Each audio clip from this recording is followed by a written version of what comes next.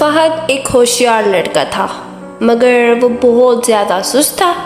جب بھی کوئی اسے کام کرنے کو کہتا وہ ہمیشہ یہی کہتا، بعد میں کر لوں گا نا۔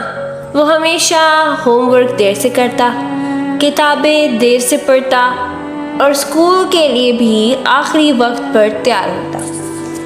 ایک دن استاد نے کلاس سے کہا، کل سب بچوں کو ایک خاص اسائنمنٹ لانی ہے، جو وقت پر لائے گا اسے انعام ملے گا۔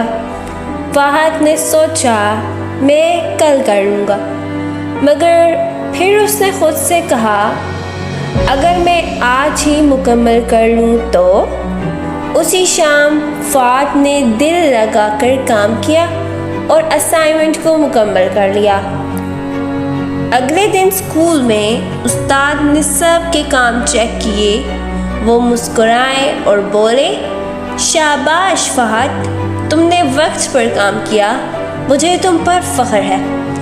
پوری کلاس نے فہد کے لیے تالیاں بجائیں۔ اس دن کے بعد فہد نے فیصلہ کیا کہ وہ ہمیشہ اپنا کام وقت پر کرے گا۔